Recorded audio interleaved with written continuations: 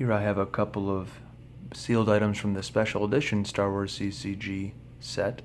This is kind of Star Wars CCG 2.0. You'll even see that in the rulebook in just a bit, where there were some pretty significant rules changes, and a lot of the mechanics and the cards introduced were pretty innovative, and a lot of the cards are still useful today.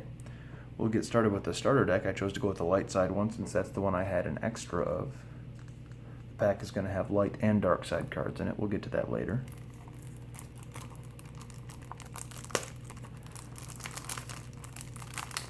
So in this starter deck, there's going to be a mixture of common and uncommon cards, 2 rare cards, and then 22 fixed cards. So the fixed cards you would only ever get in these starter decks. And also, well, when they kind of repackage things into the Reflections packs, you did get some starter deck cards in there too. That's why you saw sometimes, at least as far as I can tell, that's why sometimes you saw two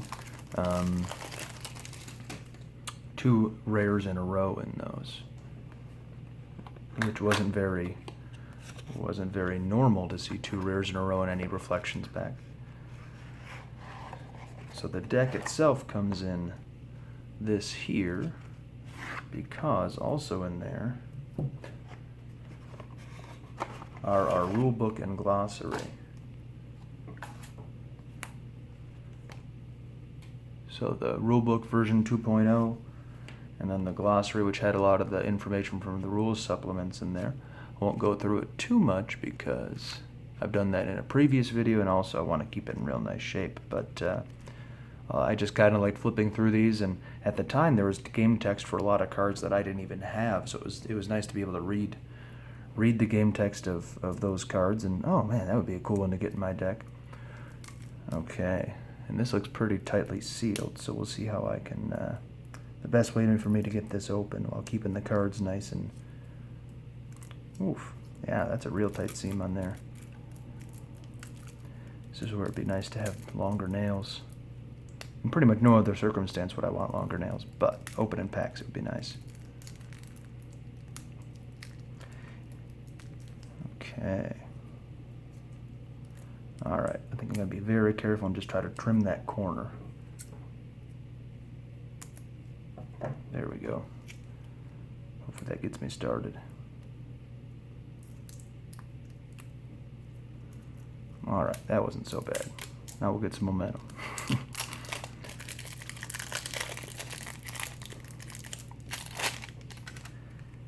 And I haven't opened many of these, and the ones that I did open were a long time ago, so I'm not sure we're going to see the rares, but it looks like we are starting out with the fixed cards, so these are those ones that more or less you could only get in these packs. I should say these starter decks. And a lot of them are pretty useful cards. These guys were fun. I mean, they're decent on the ground, they're good in space.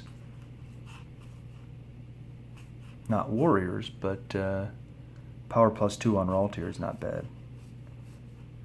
Got the fixed sites. These diamond sites can go to pretty much any planet. There's some restrictions, like the forest can't go to Tatooine and the desert probably can't go to Endor.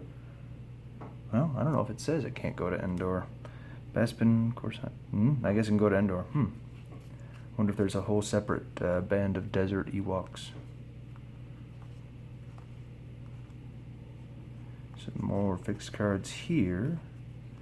And now it looks like we're getting to uncommons. This card helped me win a game at the Montana State Tournament, just with the gradual force loss with it.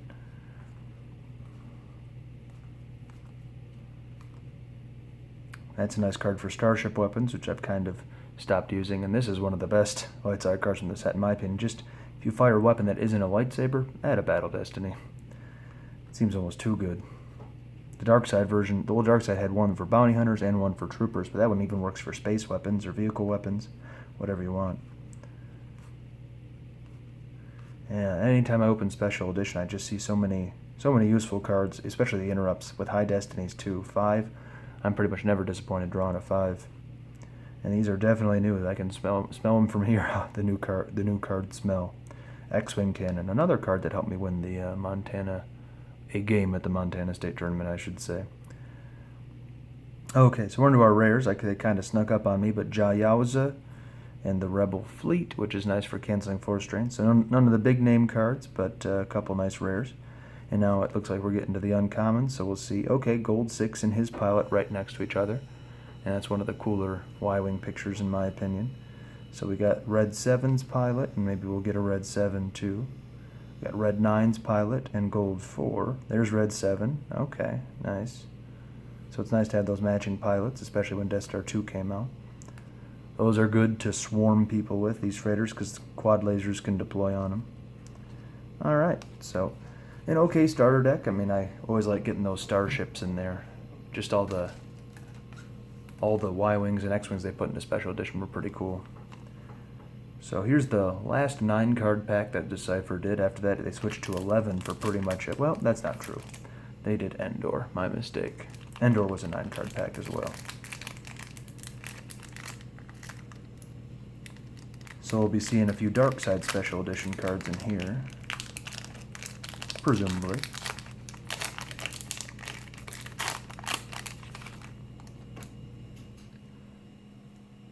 Okay. Another Bavin Spy. Okay, a bit of a printer error on that one, just a little yellow spot.